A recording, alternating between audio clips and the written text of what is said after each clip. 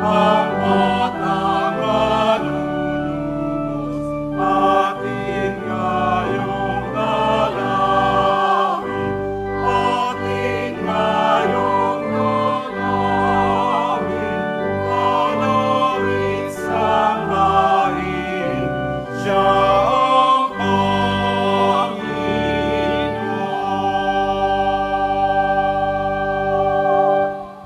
Sa ngala ng Ama at ng Anak at ng Espiritu Santo, Amen. ang pagpapala ng ating Panginoong Hesukristo, ang pag-ibig ng Diyos Ama, at ang pakipagkaisa ng Espiritu Santo, naway sumainyong lahat. At sumayo rin. Mga kapatid, daminin natin ang ating mga kasalanan upang tayo'y maging marapat gumanap sa banal na pagdiriwang.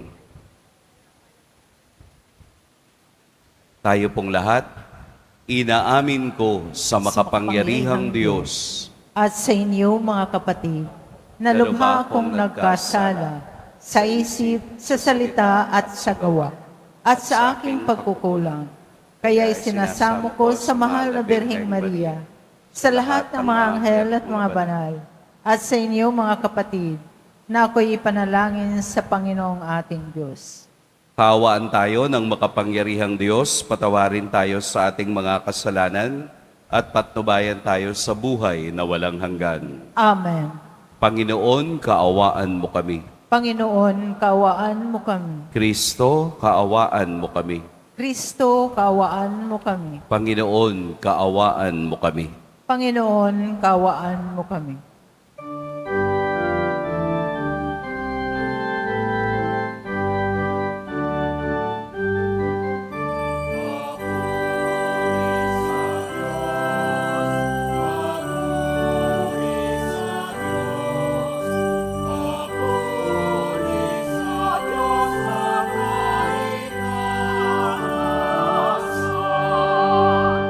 At sa'yo ay kapayapaan.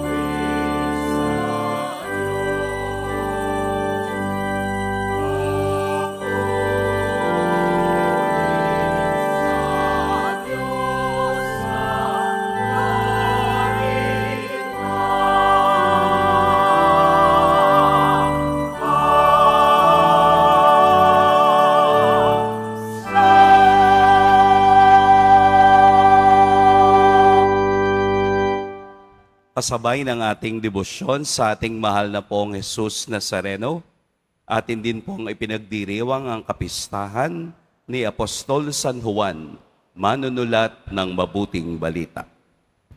Manalangin tayo. Ama naming makapangyarihan, sa pamamagitan ni Apostol San Juan, ay isiniwalat mo sa amin ang iyong salitang dati ay lihim. Ipagkaloob mong ang kaniyang ipinaabot sa aming pandinig, ay mapakinabangan namin ng may pagkaunawa at kaukulang pag-iisip.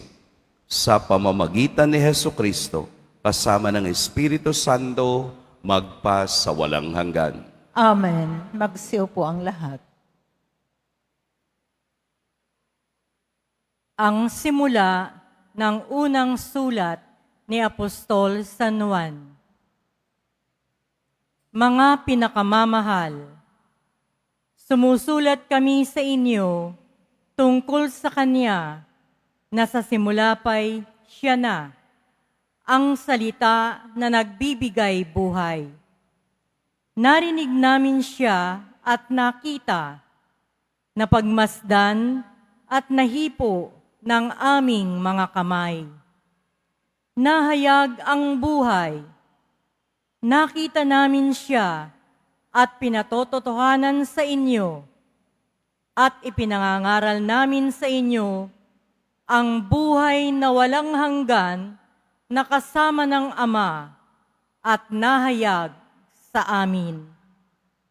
Ipinahahayag nga namin sa inyo ang aming nakita't narinig upang makasama namin kayo sa pakikiisa sa Ama at sa Kanyang anak na si Jesucristo. Sinusulat namin ito upang malubos ang ating kagalakan.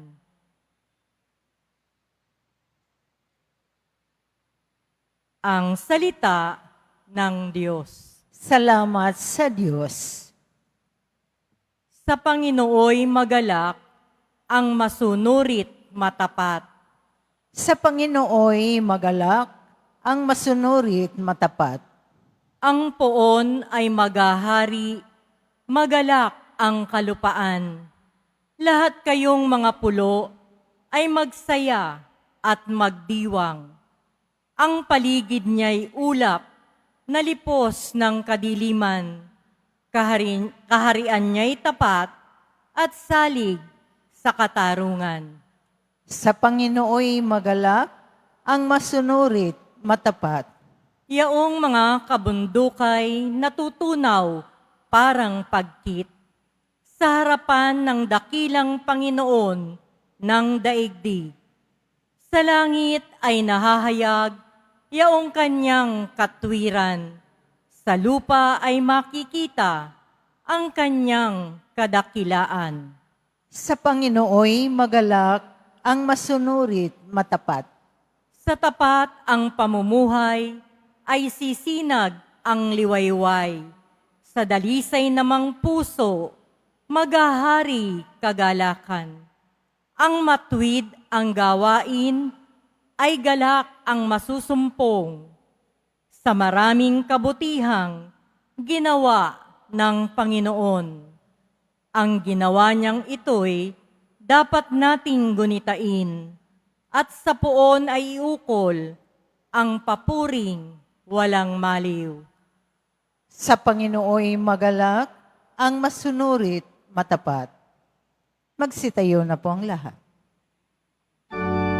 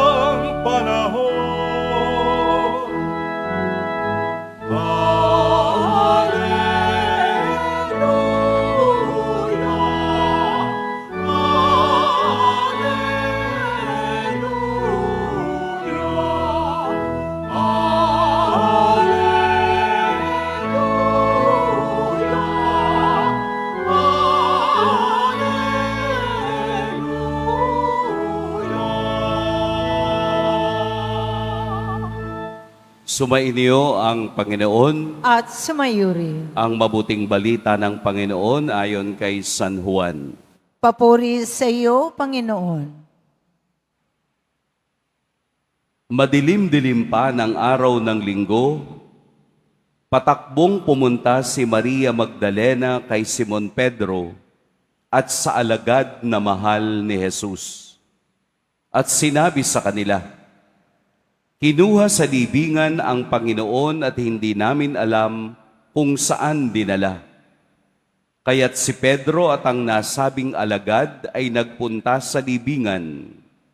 Kapwa sila tumakbo, ngunit si Pedro'y naunahan ng kasamang alagad.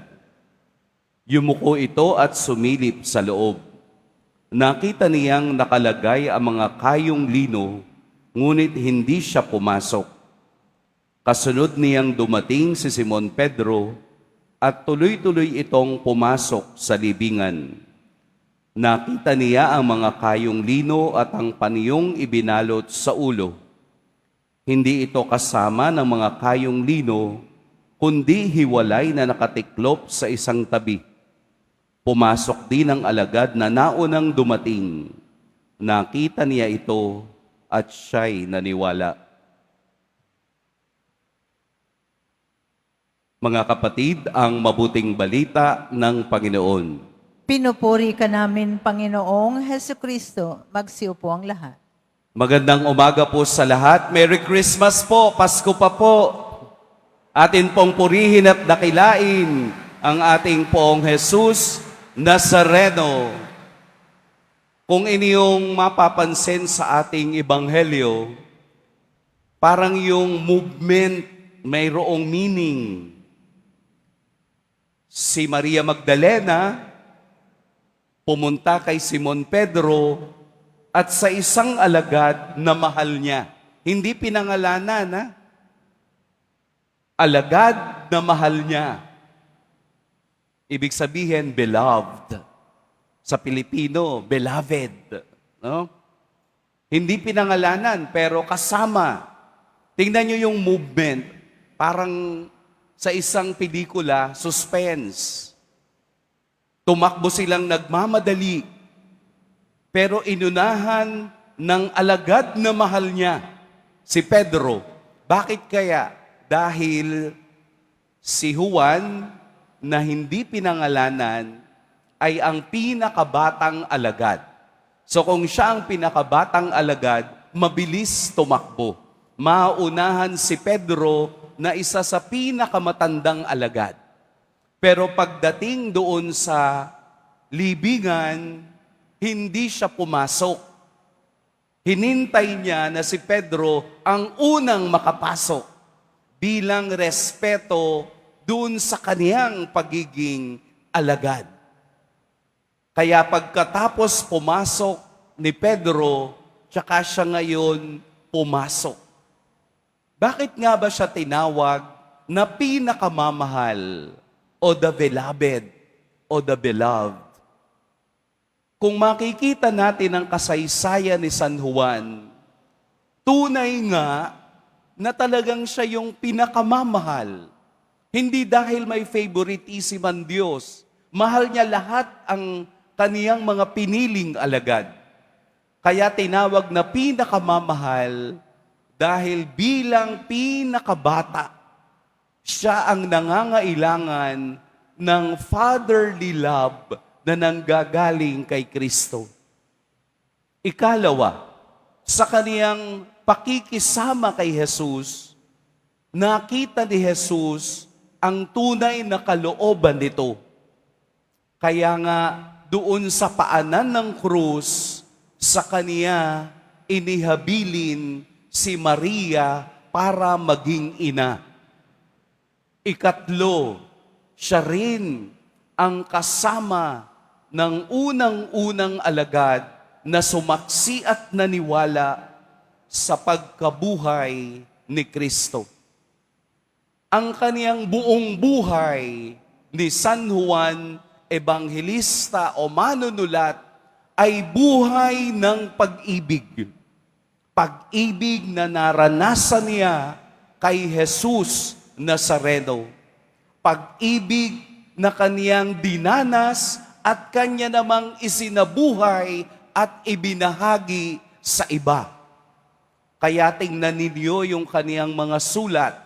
1 John, 2 John, 3 John, yung kaniyang mga sulat sa mga unang Kristiyano ay pagpapakita ng pag-ibig ng Diyos, ng kaniyang malalim na ugnayan kay Kristo. Napakalalim na ugnayan ng pag-ibig, divine love, na nagpabago at nagpalakas ng kaniyang buhay upang saksihan ang unang siglo ng mga Kristiyanong nabuhay at naniwala kay Kristo. Bilang pinakamamahal, siya ang alagad na namatay sa katandaan. Dahil kailangan niyang masaksihan ang unang siglo ng buhay ng mga Kristiyanong ating sinusundan.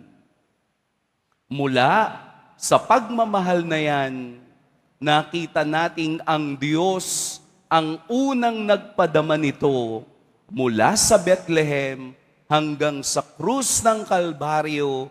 Ang pag-ibig ng Diyos ay nakikita at nadarama. Mula sa Bethlehem, short for Belen. At ang Belen, ang ibig sabihin ay bahay ng tinapay, the house of bread. At sino ang buhay na tinapay na nagbibigay sa atin ng kaligtasan? Si Kristo sa banal na Eucharistia, ang buhay na tinapay, ang tinapay ng buhay, kaya tayo'y patuloy na nagmamahal. Hayaan po natin na maging halimbawa natin si San Juan sa pagsunod sa Diyos. Magmahal po tayo. Ang kapalit ng pagmamahal ay kaligtasan. Magbabasa ka, magmahal ka sa iyong pagbasa. Aawit ka, magmahal ka sa iyong pag-awit. Maglilingkod ka, ibabahagi mo ang banal na Eucharistia, magmahal ka sa iyong ginagawa. Huwag kang magyabang, magmahal ka. Dahil ang pagmamahal ay pinapalitan din ng parehong pagmamahal na nanggagaling sa Diyos. Nanay ka, magmahal ka. Huwag kang mag-ingay sa umaga. Mahalin mo ang pamilya mo. Tatay ka, magmahal ka. Mahalin mo yung pamilyang ibinigay sa'yo. Estudyante ka, magmahal ka. Mag-aral ka. Sabihin mong kaya mo tong magawa. Kaya mo tong matapos dahil ako'y nagmamahal. Sapagkat ang konkretong salitang pagmamahal ay dapat dinadala sa gawa upang magkaroon ito ng tunay na kahulugan. Sapagkat ang taong nagmamahal ay palaging mayroong inspirasyon na nanggagaling sa Diyos ang sanhi ng ating buhay. Sapagkat ang tunay na Kristiyano ay nagmamahal hanggang kamatayan. Katulad ni San Juan, nagmahal hanggang kamatayan. Tayo rin po, hayaan nating hubugin tayo ng pagmamahal ni San Juan upang makita natin ang kadakilaan ng Diyos sa kaniyang kaharian mula ngayon hanggang sa dulo ng ating buhay. Amen. Pagpalain tayo ng poong may kapal. Tumayo na po ang lahat. Mga minamahal na kapatid, tinagurian si Juan bilang mahal na alagad sapagkat siya ang tapat at malapit sa puso ni Kristo. Tumawag tayo sa Diyos sa nagkatawang tao ang salitang buhay na inihayag sa kaniyang ebanghelyo. Ama ni Jesus, basbasan mo kami. Ama na Jesus, basbasan mo kami. Ang simbahan naway maging masigasig sa kanyang apostolikong misyon na ipinagkatiwala sa kanya ni Kristo. Manalangin tayo. Ama ni Jesus, basbasan mo kami. Tayo naway magsikap, isunod ang ating kalooban sa kalooban ni Kristo. Manalangin tayo. Ama na Jesus, basbasan mo kami. Tulad ni Apostol San Juan, tayo naway magkaroon ng malalim na pagkakilala kay Jesus sa pamamagitan ng pag-aaral sa mga katotohanan ng ating pananampalataya. Manalangin tayo. Ama na Jesus, basbasan mo kami. Tayo naway magkaroon ng lakas ng loob na sumunod kay Kristo sa krus at sa libingang walang laman. Manalangin tayo. Ama na Jesus, basbasan mo kami. Tayo naway makibahagi sa maamong pagmamahal ni San Juan kay Maria na ating ina. Manalangin tayo.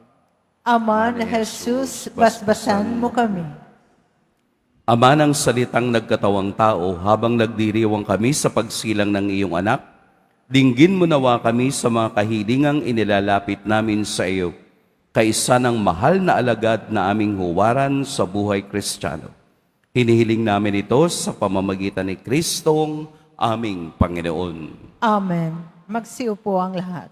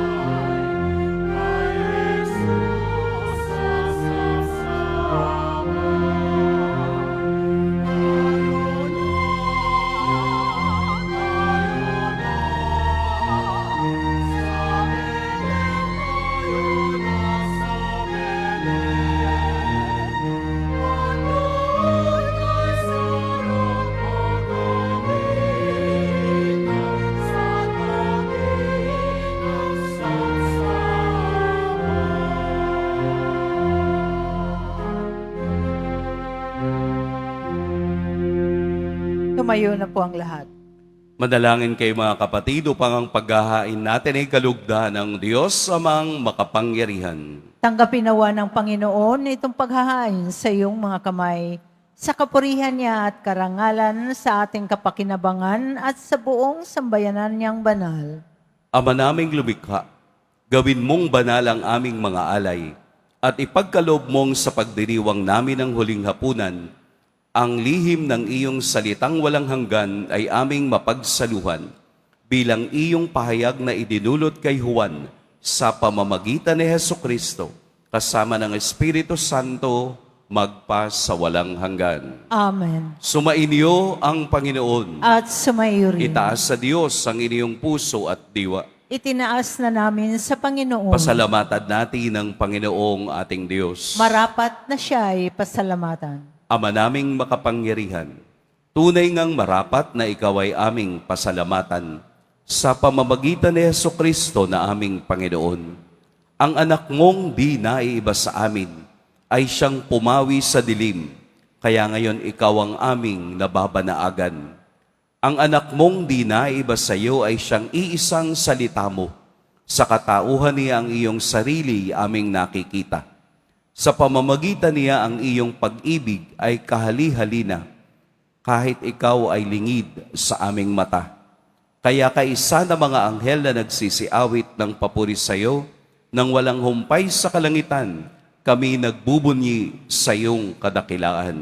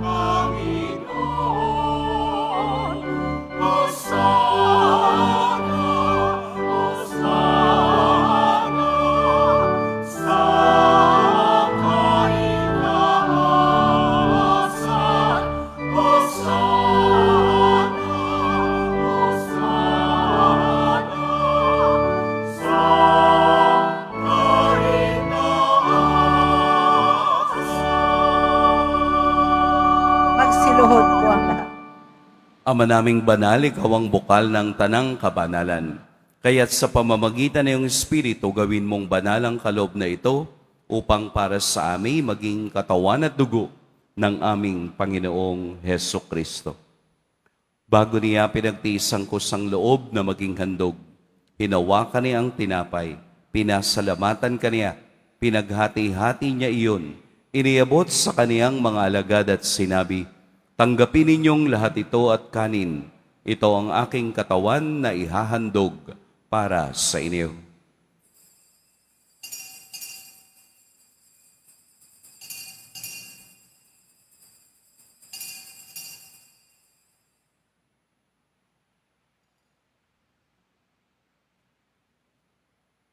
Gayun din naman, noong matapos ang hapunan, hinawakan niya ang kalis, muli kaniyang pinasalamatan, inabot niya ang kalis sa kaniyang mga alagad at sinabi, "Tanggapin ninyong lahat ito at inumin, ito ang kalis ng aking dugo. Nang bago at walang hanggang tipan, ang aking dugo na ibubuhos para sa inyo at para sa lahat, sa ikapagpapatawad ng mga kasalanan. Gawin ninyo ito sa pag-alala sa akin."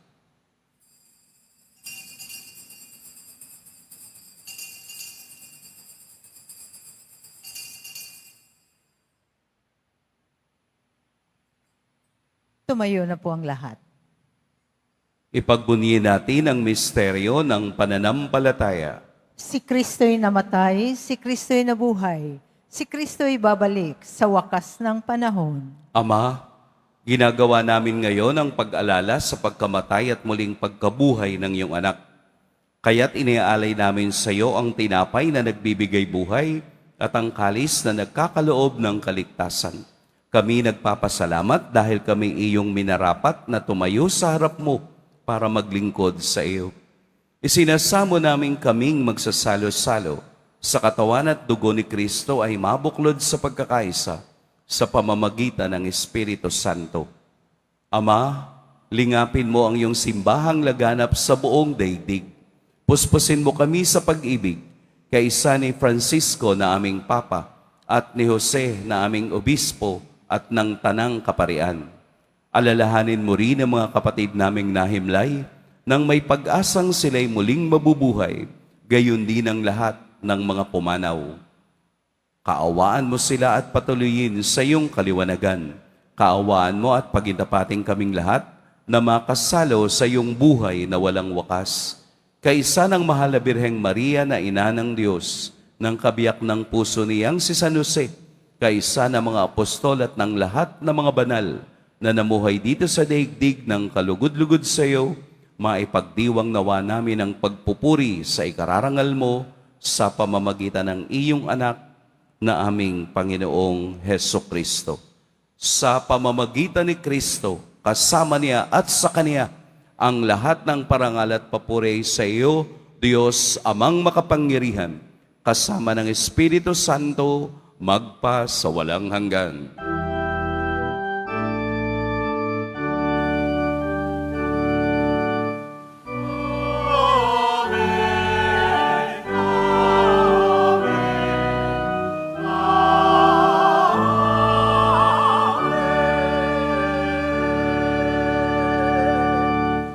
Sa tagubilin na nakagagaling na utos at sa turo ni Jesus na Panginoon natin at Diyos, ipahayag natin ng lakas loob.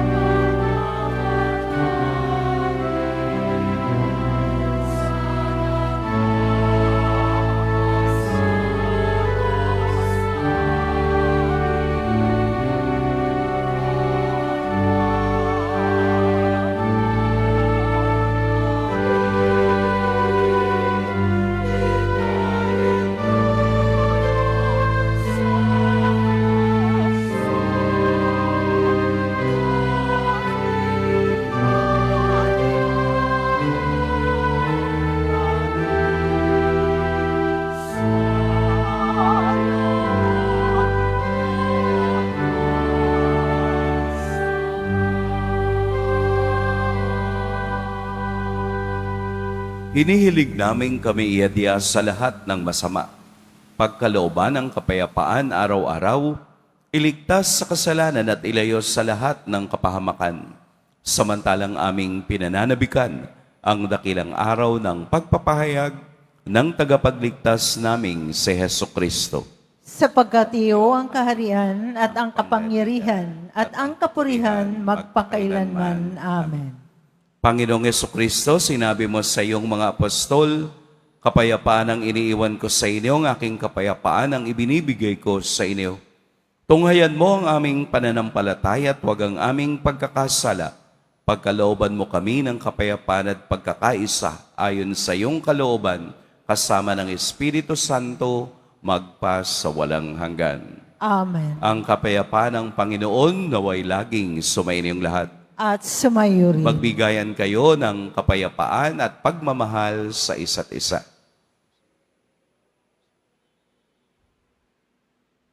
Kordero ng Diyos na nag-aalis ng mga kasalanan ng sanlibutan, maawa ka sa amin. Kordero ng Diyos na nag-aalis ng mga kasalanan ng sanlibutan, maawa ka sa amin. Kordero ng Diyos na nag-aalis ng mga kasalanan ng sanlibutan, ipagkaloob mo sa amin ang kapayapaan. Magsiluhod po ang lahat. Narito si Jesus ang pinagmumula ng tunay at wagas na pagmamahal. Ito ang kordero ng Diyos. Ito ang nag-aalis ng mga kasalanan ng sanlibutan. Mapapalad ang inaanyayahan sa kaniyang piging. Panginoon, hindi ako karapat-dapat na magpatuloy sa iyo. Ngunit sa isang salita mo lamang ay gagaling na ako.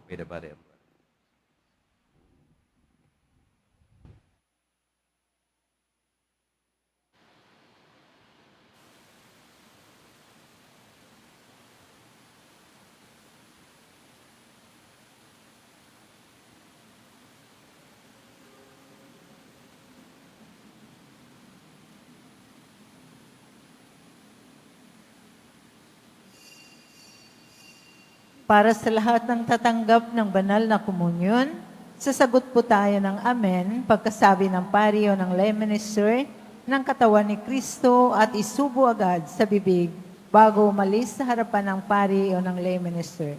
Sumunod po tayo.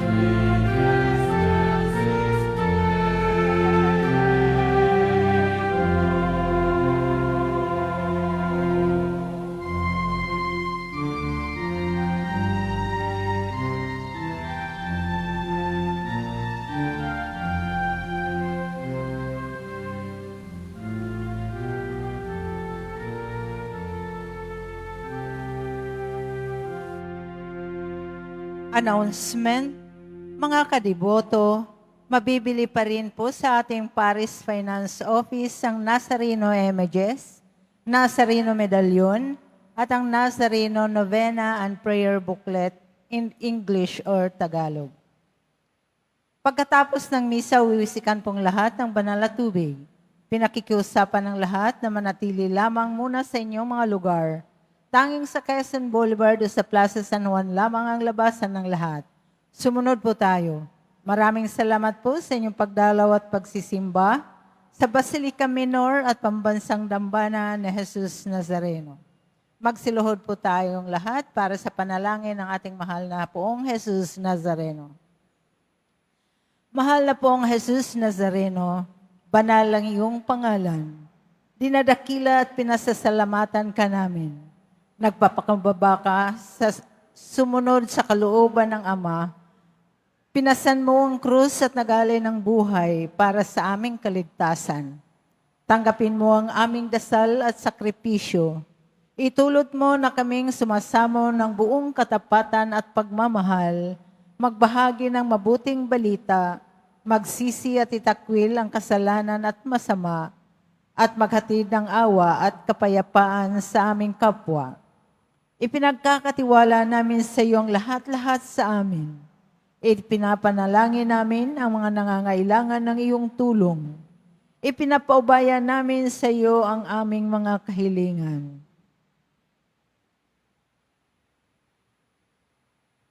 Itong aming pagdidibusyon at panata ay lalo nawang magpalapit sa amin sa iyo at aming kapwa, upang nagmamahal at nagkakaisa kaming magtaguyod ng iyong kaharian dito sa lupa hanggang sa langit, na aming tunay na tahanan, kung saan naghahari ka sa kaluwalhatian, magpa sa walang hanggan.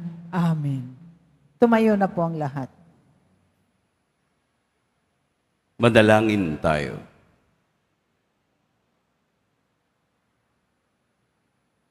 Ama naming mapagmahal, ipagkaloob mong ang iyong salitang nagkatawang tao na ipinangaral ni Apostol San Juan ay mamalaging nananahan sa amin, pakundangan sa banal na pakikinabang sa ipinagdiriwang na paghahain sa pamamagitan ni Hesukristo kasama ng Espiritu Santo magpa sa walang hanggan. Amen. Sumainyo ang Panginoon. At sumayo rin. Yumuko kayo para sa pagbabasbas. Mahal na Poong Jesus Nazareno, inihayag mo sa pamamagitan ng krus ang walang maliw na pag-ibig ng Diyos sa sangkatauhan. Pakinggan mo ang kahilingan, lalo na para sa mga nangangailangan ng iyong tulong at awa. Makamtan nawa namin ang iyong kasagutan na may utang na loob na tinatanaw. Basbasan din po ninyo itong mga imahen at dasalan upang lalo kaming manalangin at magtiwala. Sa pamamagitan ng bendisyon na ito, naway lalo kaming maging mapaglingkod, masunurin at tapat sa iyo na aming maluwalhating Panginoon magpa sa walang hanggan. Amen. At pagpalain kayo ng makapangyarihan at mapagmahal na Diyos, ang Ama at Anak at Espiritu Santo. Amen. Tapos na ang ating pagdiriwang, humayo kayong taglayang kapayapaan ng Poong Jesus Nazareno. Salamat sa Diyos.